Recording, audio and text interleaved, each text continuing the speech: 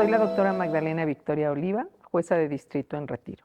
Magdalena Victoria, primera jueza en Latinoamérica y en México en obtener primera y segunda certificación internacional en neurociencia, en el abordaje de la violencia familiar y violencia contra la mujer, las niñas y las adolescentes, otorgada por Naciones Unidas.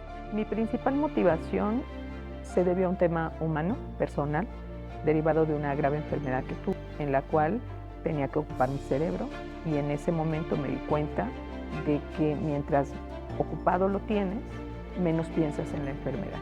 Justamente para empoderarte de la enfermedad es lo que me hace estudiar el cerebro. Hay libros, como todos ustedes saben, hay libros que iluminan, otros que cuestionan, algunos, pocos, logran ambas cosas. Revelan una nueva luz y al mismo tiempo nos obligan a repensar, y este es el caso de este libro, a repensar los cimientos sobre los que hemos construido certezas. Tal es el caso de la neurociencia aplicada al derecho, engranajes básicos, obra que Magdalena Victoria Oliva, que hoy nos hace el favor de invitarnos a presentar y que por supuesto para mí es un privilegio. Este libro es un puente entre dos orillas, la del derecho con su lenguaje normativo, sus códigos y precedentes, y la de la neurociencia con su rigurosa exploración del cerebro, de los impulsos, de la memoria, del juicio, de la emoción y de la voluntad. En sus páginas no se confrontan dos mundos, se entrelazan como engranajes de un mismo reloj que mide el tiempo del ser humano.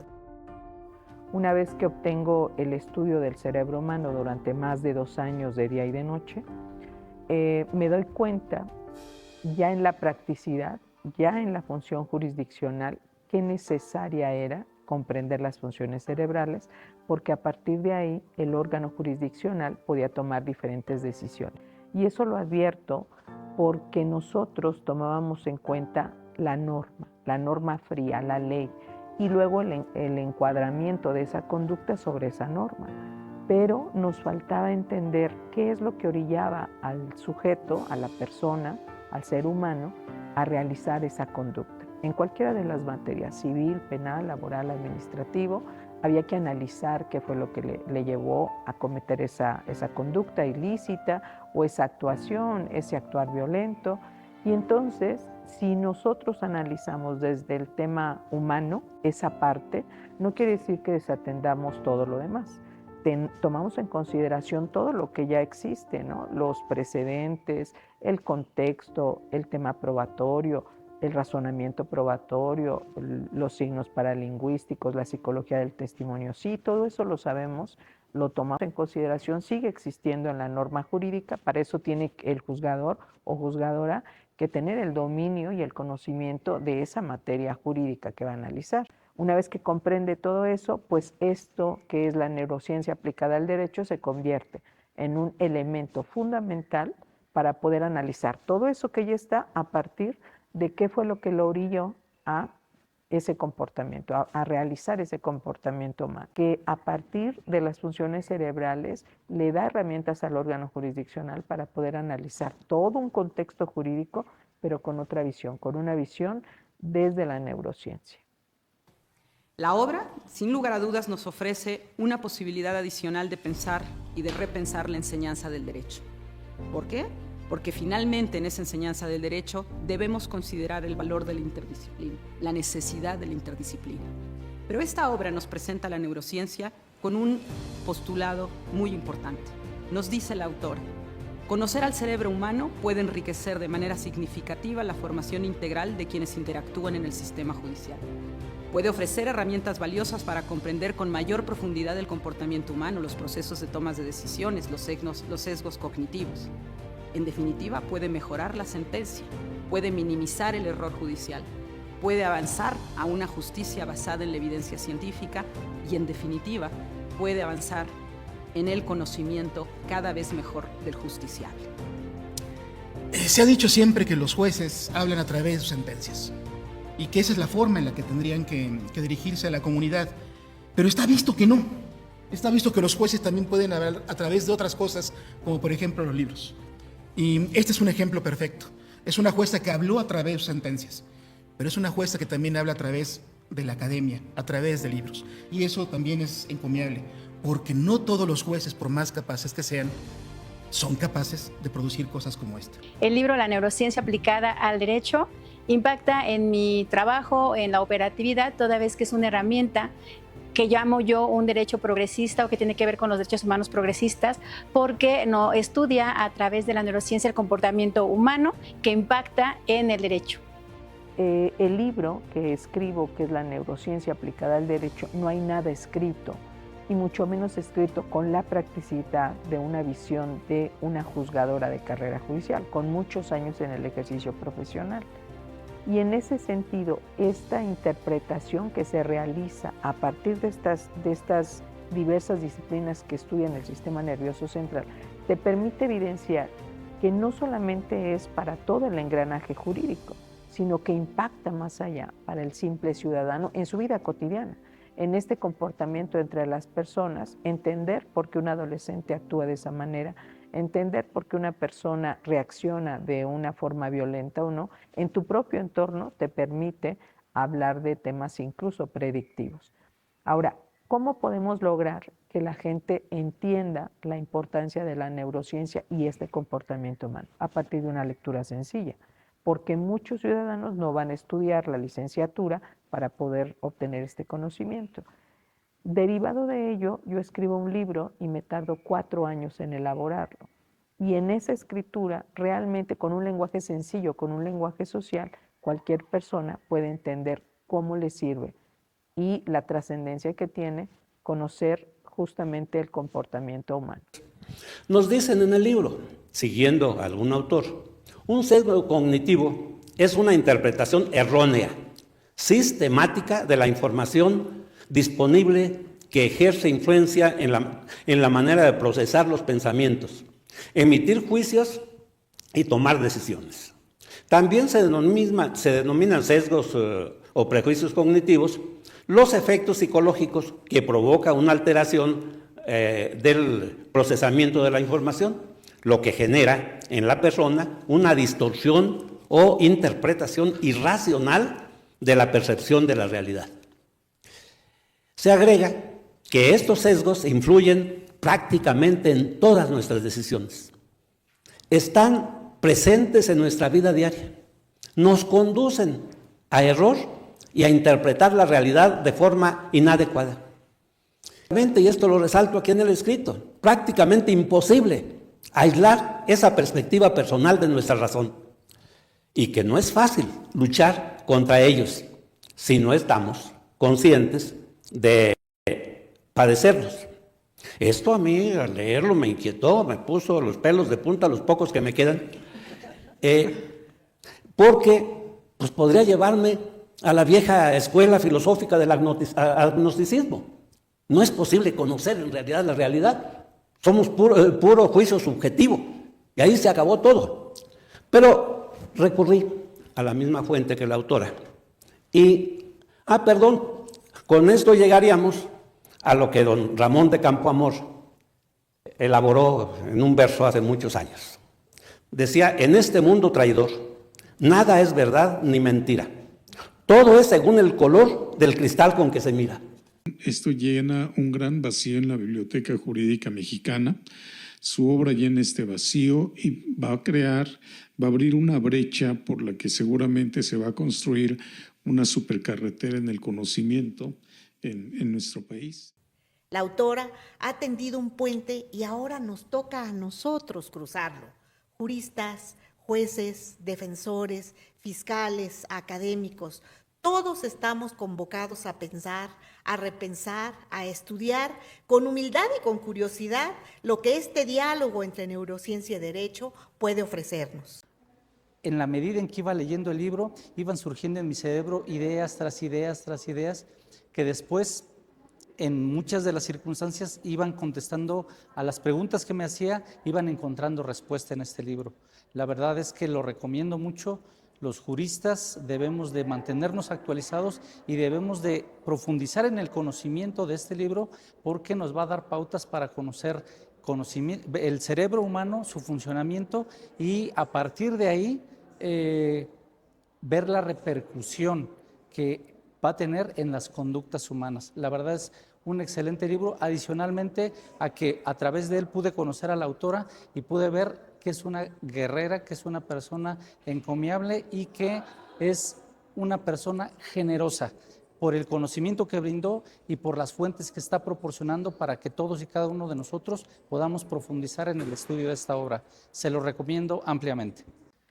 El libro Una neurociencia aplicada al derecho, engranajes básicos, es una obra que surge de una juzgadora de carrera judicial con más de 21 años de experiencia, además de 10 años como agente del Ministerio Público de la Federación.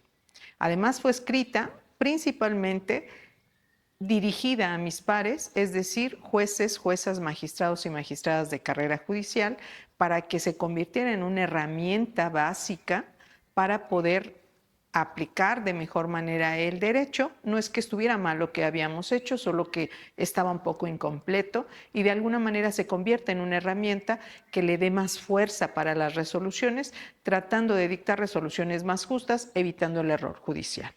A lo largo y ancho de la República Mexicana recorrimos precisamente la presentación de esta obra.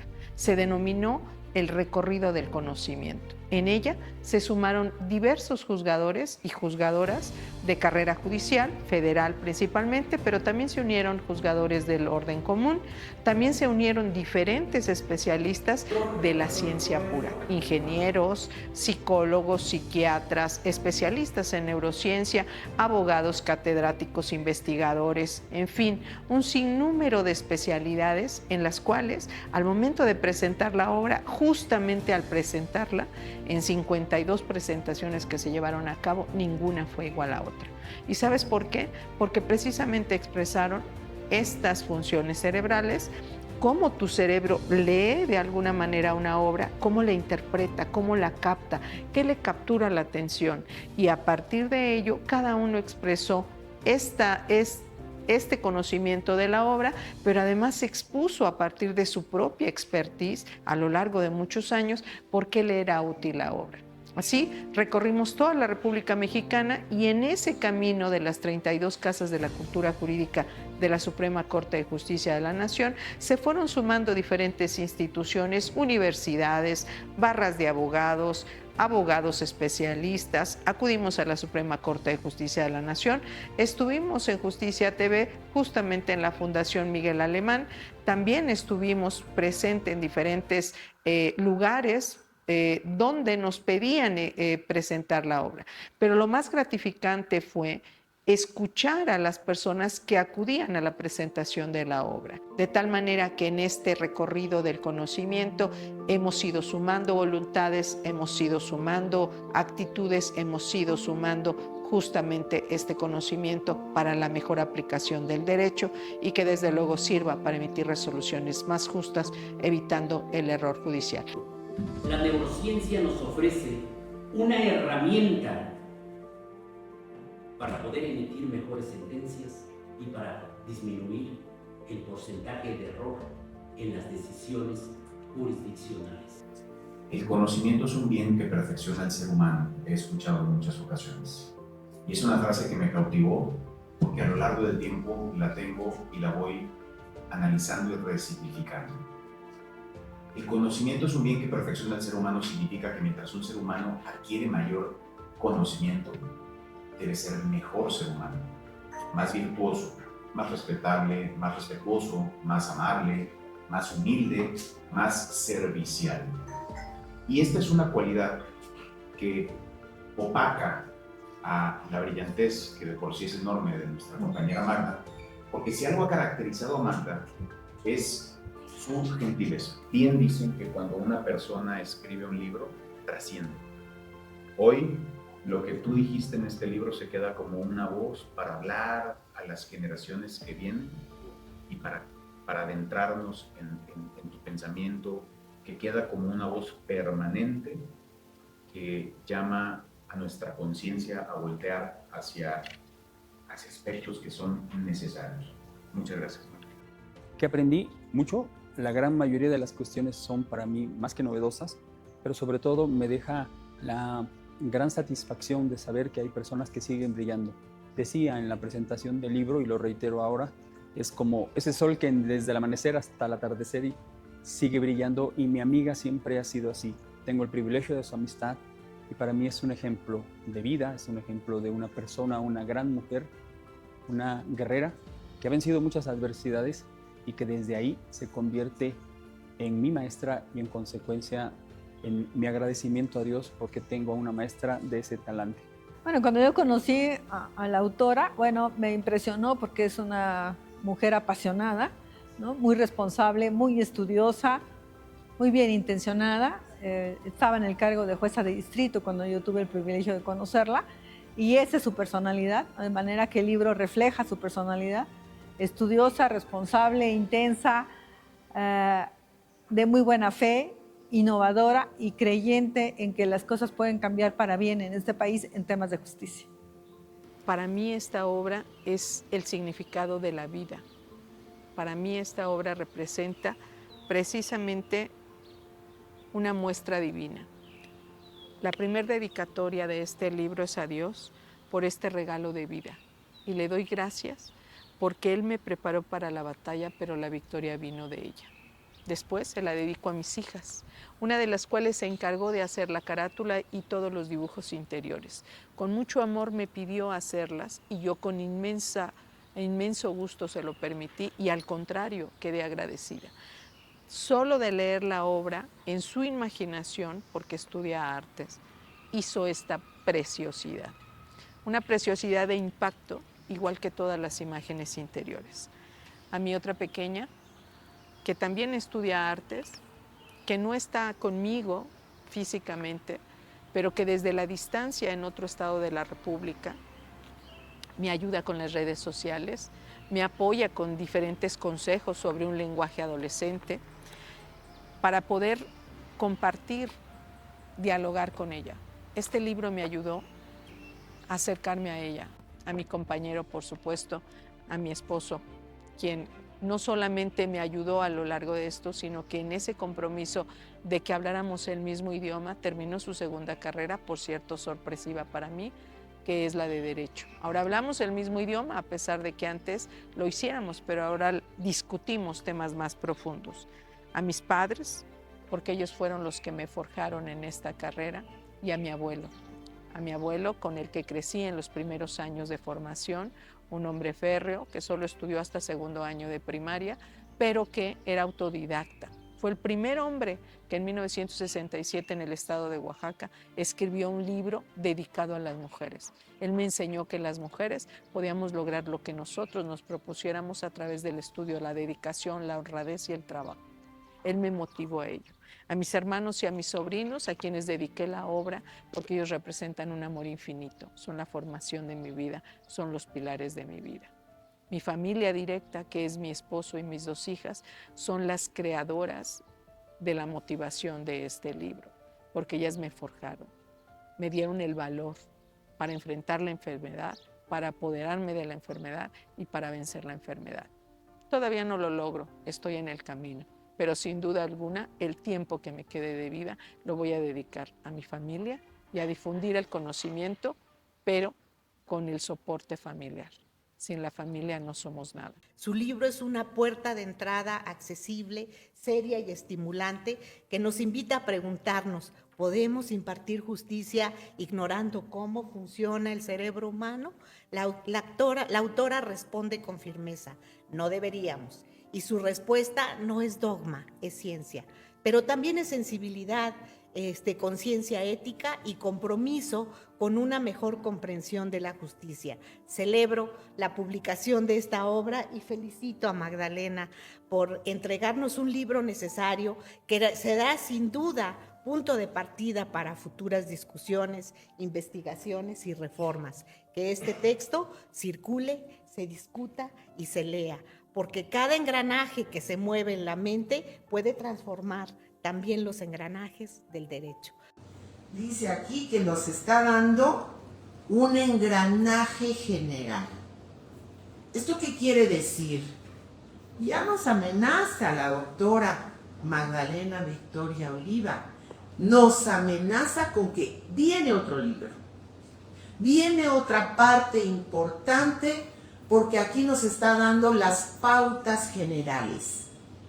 Nos está diciendo de qué manera nos podemos adentrar en el conocimiento para que cuando ustedes litiguen en materia penal, y yo digo que en diversas materias, en diversas otras materias, en otras áreas del conocimiento, puedan alternar, puedan llevar a un mismo foro el conocimiento científico con el conocimiento jurídico.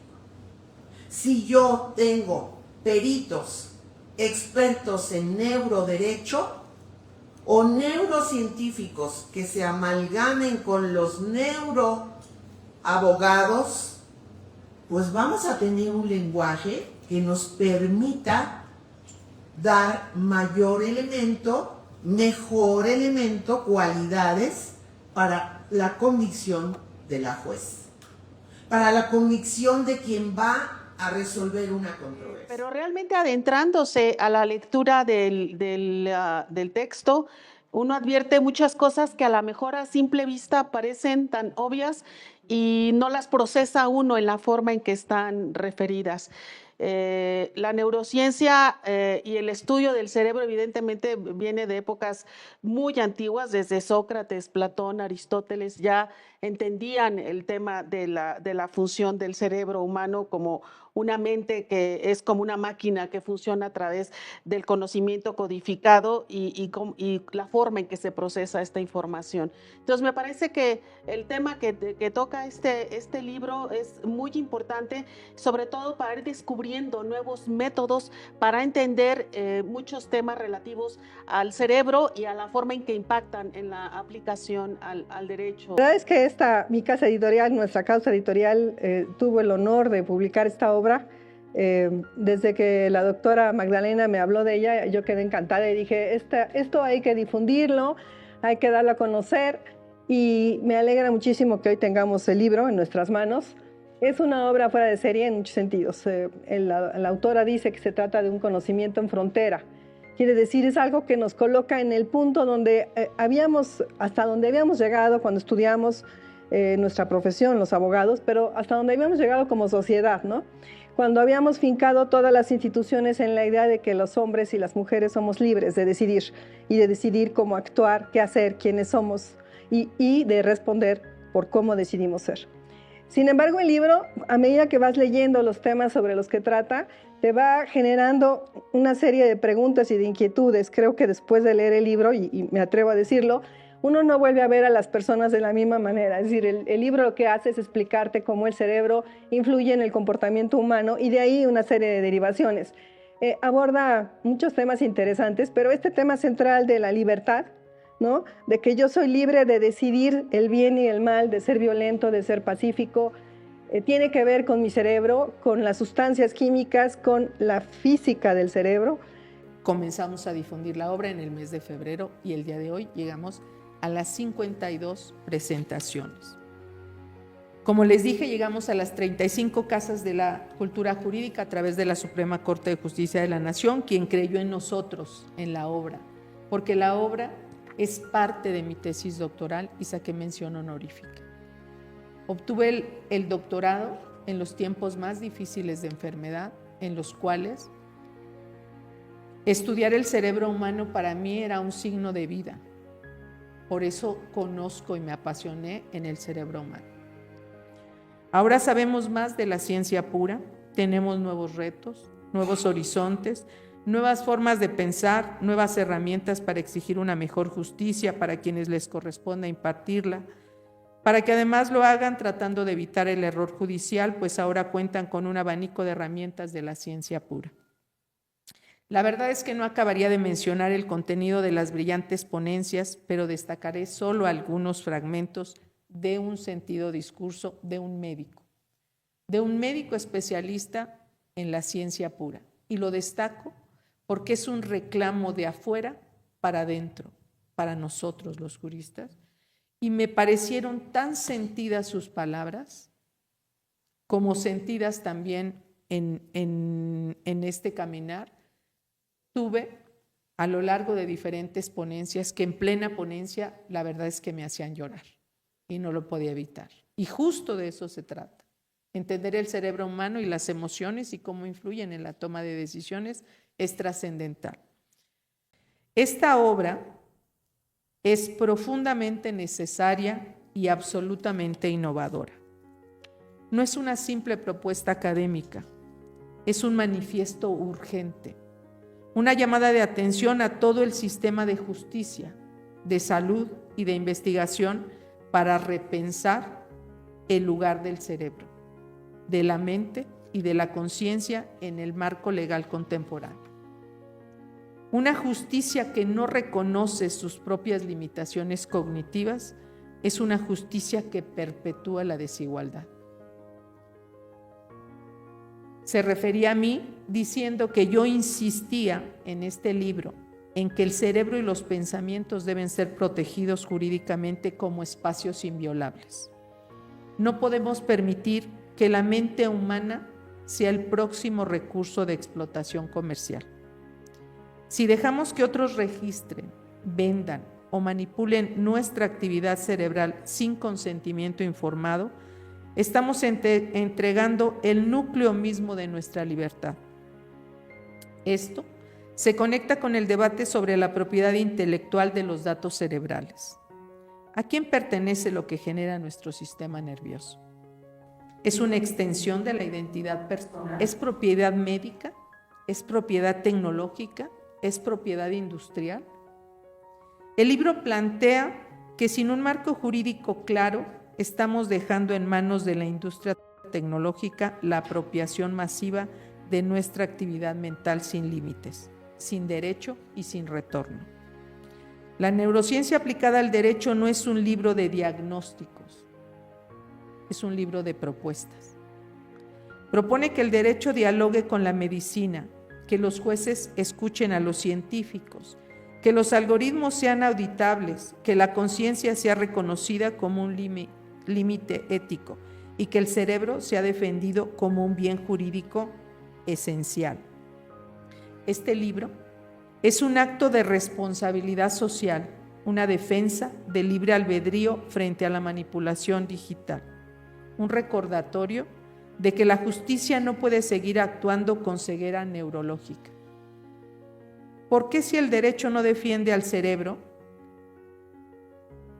Entonces, ¿quién va a defender al cerebro?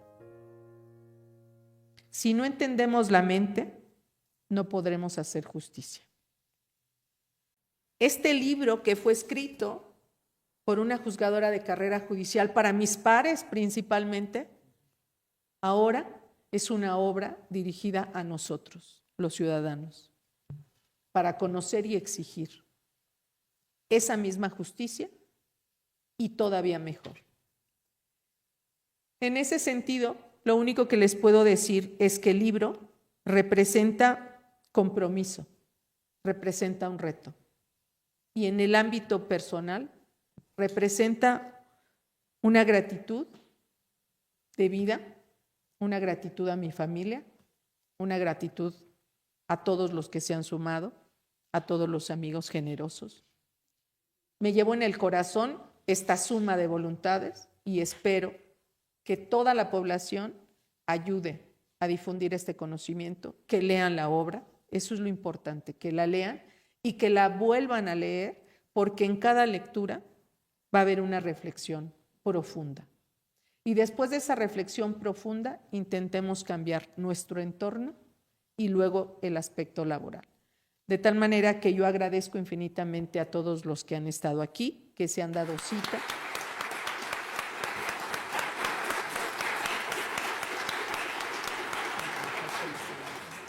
Una vez que aplico estas reglas, este conocimiento de la neurociencia en materias de ejecución de penas, me doy a la tarea, desde luego, de publicar la obra, y una vez publicada la obra, mi finalidad era trasladarla, porque el conocimiento que no se comparte muere, y yo no quiero que muera este conocimiento.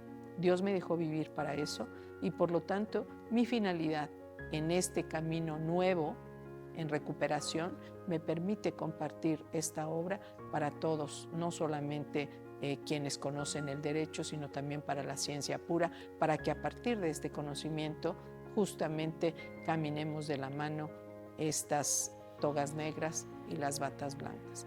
Esta fue mi inspiración, esta es mi aportación desde la carrera judicial como persona, como ser humano, como juzgadora, desde luego a partir de quitarme la soberbia, por qué no decirlo, la soberbia que tienes cuando estás sano. Cuando estás enfermo y tocas las puertas de la muerte, la verdad es que la humildad llega a tu puerta. ¿Por qué esperar a que llegue la humildad a tu puerta cuando podemos ser diferentes desde un principio? Esa es mi aportación y por eso compartir el conocimiento me llena de gran satisfacción. Así que los invito a leer la obra, a profundizar en el conocimiento, a verificar el contenido del conocimiento. Hay 20 hojas de bibliografía que válidamente pueden revisar. Toda fue leída, toda fue analizada y toda fue escrita con gran humildad. Y desde esa humildad les comparto esta pequeña obra, que es una pequeña contribución a lo mucho que vendrá seguramente con las nuevas generaciones.